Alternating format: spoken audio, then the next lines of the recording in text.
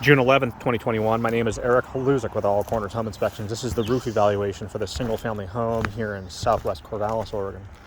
As with all the videos in this report, we would request that you view this video as supplemental to the written version of the report to which this video has been attached. At the time of inspection, there were a number of reportable challenges with this single-family home's gable, hip, and low-sloped roof. We'll do our best to detail those challenges here in a moment. An Oregon home inspection, however, does not include a roof warranty, meaning we make no claims as to this roof's ability to keep water out of the ceiling voids and attic spaces for the living space below.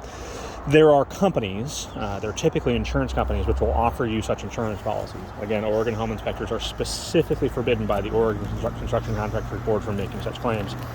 First challenge that we'll note is that this low slope section along the mid, justified to the left-hand side of this rear portion of this roof is experiencing issues.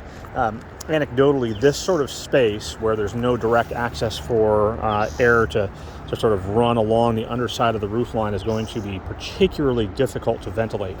Attic ventilation is critical for maintaining the lifespan, or sort of the expected lifespan of roofing material. It's also critical to preventing organic growth from growing on the underside of the roof sheathing. That's the plywood, sort of the flat surface to which you would end up nailing your substrate or felt or tar paper. And then on top of that, you put your roofing material. At this area, we're seeing active conditions. We have a raised section here, probably a raised fastener nail head of some kind, which is actually raised up. This is a condition which over time will create a penetration in the roof line where active moisture conditions may occur.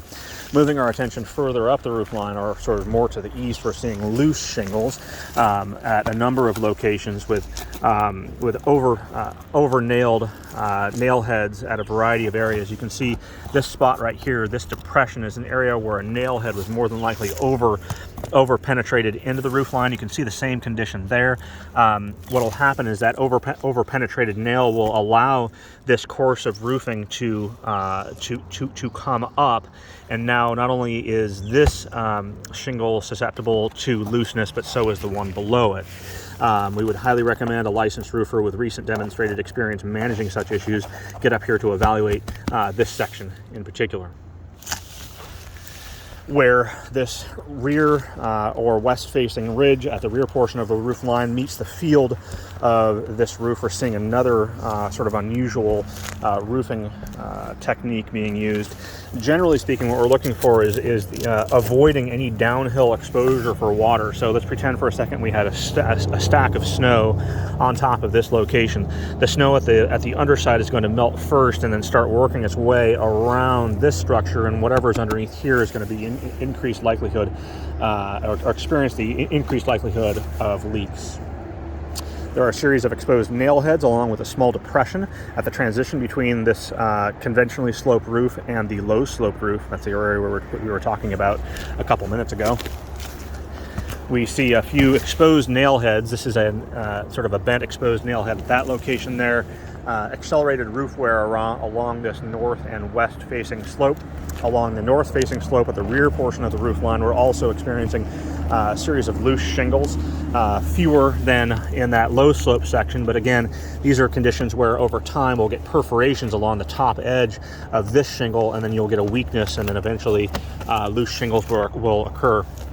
Rusty nail heads are also identified at this location. That's an indication that moisture is in fact working its way underneath the roofing shingle and settling at that location, accelerating the deterioration of that roofing material or that of that particular fastener. Finally, with regards to just the roof, we're seeing a damaged area at this northwest facing valley, at the top of the valley, right there. The chimney is in moderate to poor condition with a variety of challenges. The tuck point, or the masonry in between the bricks, is in poor condition. The top cap is actually experiencing structural challenges. This is not a structural item in this house, but it is it in and of itself has structure, and we would recommend an evaluation to it. There are a couple of straps here where it's not exactly clear as to why we might have these straps. These are generally in response to a masonry structure issue, and I'm not seeing any sort of active masonry structure challenges at this time with this unit. This has been Eric Haluzik with All Corners Home Inspections.